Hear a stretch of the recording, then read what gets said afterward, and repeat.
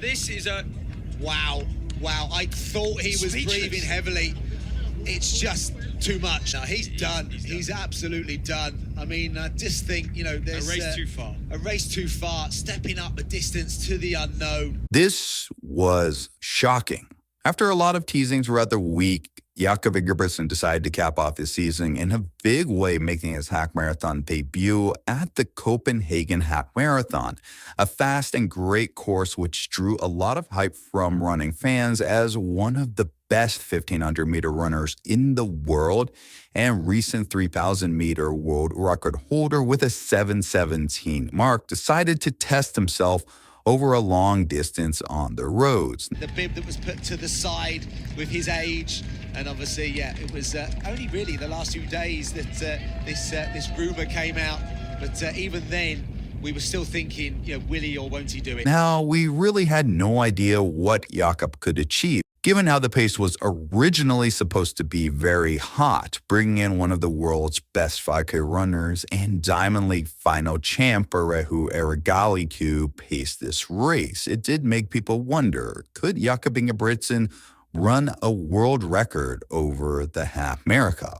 After all, even though Ingebrigtsen is a track athlete and notable 1,500-meter runner whose training does include a lot of threshold training, basically the pace you can theoretically run for an hour or roughly half marathon pace for elite runners. And he said, what is your threshold? And he came out and he said it is around 21K per hour, maybe just over. Given how Jakob does a lot of volume and a lot of work at this pace, there was a lot of speculation that he could do something very impressive on the roads over the half marathon distance. However, there were some concerning aspects Jakob talked about, including never having run more than 20 kilometers in training.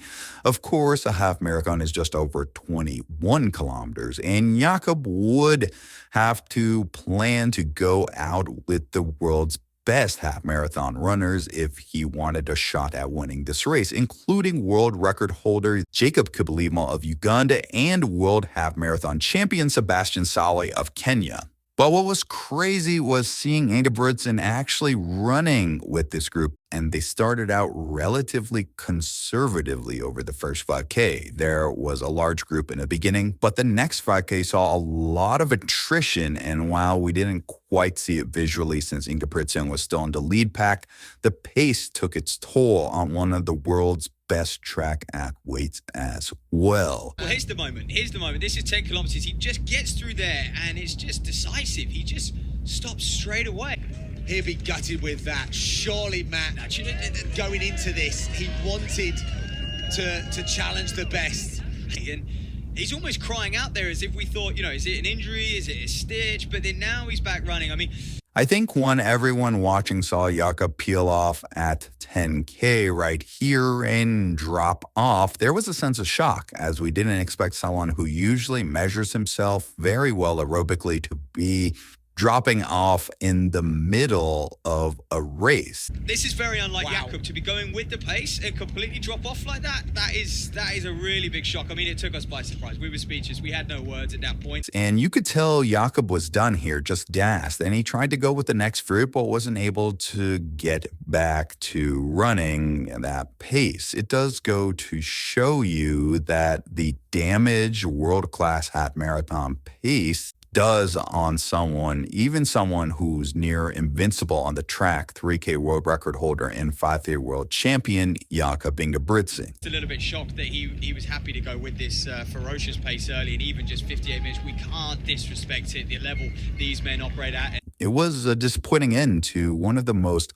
hyped road races that honestly I've seen in a while. There was so much intrigue surrounding this, and honestly, Jakob did set a very nice time over 10K on the roads. However, this race did show that the roads and track are different beasts. He was admitting that, I'm not sure what tomorrow's going to throw. I'm not sure how I'm going to cope with the speed. It showed the athletics world that Ingebrigtsen isn't invincible, and there's other talents out there.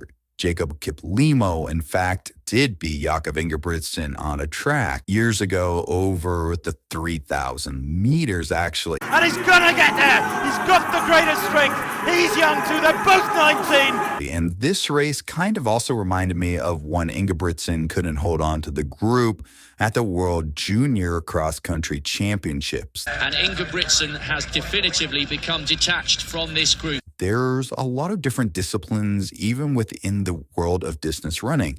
And Jakob didn't have it to stay with the best in the world today, especially after a lot of track races, including a 1500 just 2 days before, and a build-up hampered by injury earlier this year.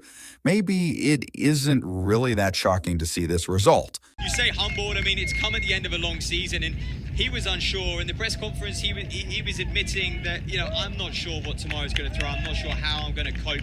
But outside of Jakob, there was still a race to be run, and boy, wasn't an interesting ending. Coming into the final kilometer, we really saw this race come down to two runners, Sebastian Sawe and Jakob Kiplimo. Now, given Kiplimo has more of a track pedigree, I thought he was going to win this, but Sawe really started to put the hammer down, and Kiplimo, well, went to the wrong side of the course. Now, this definitely cost Kiplimo a lot for sure. However, you also got to give a lot of credit to Sawed, who powered away here from the World Half Marathon world record holder.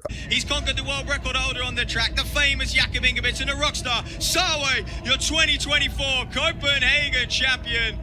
An awesome finish, and while not the world record, still a very quick time and statement from the World Half Marathon champion. Overall, though, this race does show you that the roads are a different beast than the track. The Jakob Ingebrigtsen, who looks so unbeatable out there at the 400-meter oval, looked very mortal today on the pavement. And although he does have ambition to set world records across all the distances, this race showed he still has work to do to challenge the best in the world on the roads. For Jakob Ingebrigtsen, though, you got to give it to him for at least showing up and venturing into the unknown, plus finishing the race after stopping at 10K in not even too shabby of a time with the 63:13 clocking. I mean, to hang in there and grind it out is something that deserves respect in itself. He's back running again. Matt, look, he's not given up yet. And you got to give it to Ingebrigtsen for at least getting a lot of fans hyped to see what he could do on the roads and going for it with the leading group, even if the result wasn't something many people expected. Not the most emphatic way to cap off your season, but you got to hand it to Jakob for at least showing up and making things interesting as he now gets to enjoy a well-deserved vacation. If you enjoy athletics coverage like this, be sure to like and subscribe. See you in the next one.